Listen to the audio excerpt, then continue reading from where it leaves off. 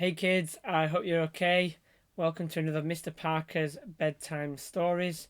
I hope you've had a good day. It's been a bit mixed, hasn't it? I'm just looking at some beautiful sunshine and blue sky right now. But yet most of the day it was raining. But there's a little bit of nice sunshine while I was in school. We were able to get outside, which was great. We are continuing our wonderful series of My Little Miss World by Roger Hargreaves. And tonight we are reading a story called Little Miss Fickle. So let's find out what she gets up to. Would you like me to tell you a story? If you were Little Miss Fickle, you'd say, yes, please. And then you'd say, no, thank you. Then you'd say yes again. Little Miss Fickle was one of those people who just could not make up their minds ever about anything.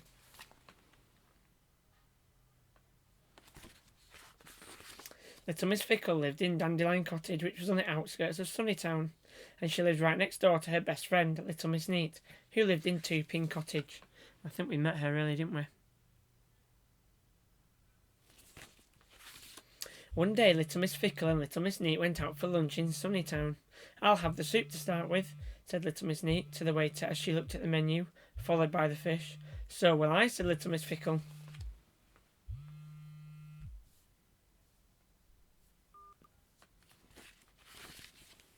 But after the waiter had written down the order, Little Miss Fickle looked at the menu again. No, I won't, she said. I'll have the salad instead, followed by the roast chicken. The waiter crossed out the first order and wrote down the second. On the other hand, continued Little Miss Fickle, I won't have anything to start with, but then I'll have the eggs. The waiter sighed. Poor waiter having to take that order where she just keeps changing her mind. An hour later, after the waiter had worn out 3 pencils and 4 order pads, that's a lot of mind changing, Little Miss Fickle finally made up her mind to have the soup, followed by the fish. The waiter brought the soup, and Little Miss Fickle looked at it.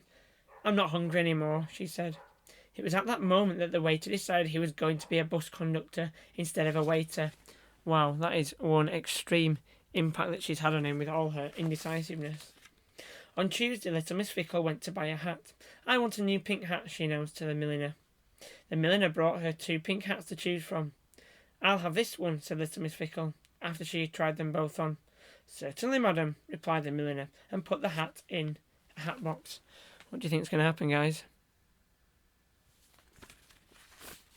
On the other hand, said Little Miss Fickle, I think I'll have the other hat. The milliner took the first hat out of the hat box and then put the second hat into the hat box. But, continued Little Miss Fickle, I think the first hat suited me better, don't you? The milliner didn't say a word as she took the second hat out of the hat box and then put the first hat back into the hat box. She handed the hat box to Little Miss Fickle. Do you think she's going to be happy with her decision, or is she going to change again? Let's find out. Little Miss Fickle looked at the milliner. Do you have any blue hats? She asked. It was at that moment that the milliner decided she was going to be a ballerina instead of a milliner. A milliner's one who sells hats. Poor people having to change jobs to get away from her. On Wednesday, Little Miss Fickle went to the butcher's. I'd like some sausages, she said. Beef sausages or pork sausages? Asked the butcher. Pork sausages, replied Little Miss Fickle. The butcher wrapped up the pork sausages. I'm certain she's going to change her mind, surely. Let's see. But beef sausages would be nicer, said Little Miss Fickle. The butcher unwrapped the pork sausages instead, and wrapped up some beef sausages instead. On the other hand, continued Little Miss Fickle, chops would be tastier. It was at that moment that the butcher decided he needed a holiday. Poor butcher.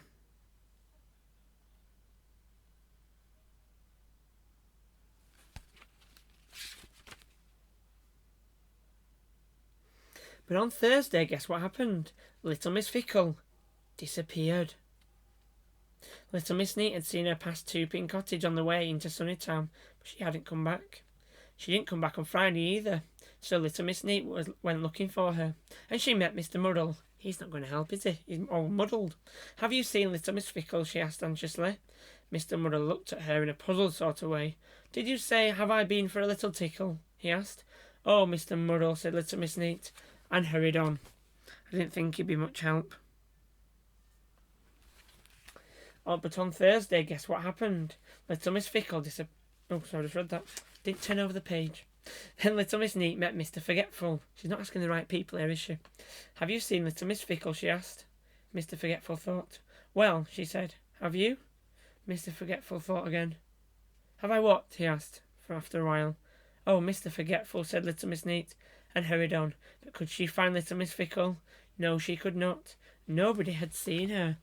Oh dear, I hope she's okay.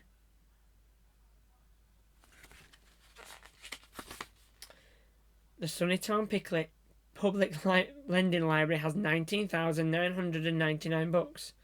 On Saturday afternoon, Little Miss Fickle reached up and took one of them down from a shelf. I'll read this one, she thought to herself. On the other hand, she thought again, looking at another book, perhaps I'll read that book instead. Oh dear. She put the first book back on the shelf and took the other book down. It was the 19,999th book she had chosen. Little Miss Fickle had been in the library for 3 days choosing a book. 3 whole days choosing just one single solitary book. She went home carrying her book. I hope she's going to enjoy this book after all that choosing.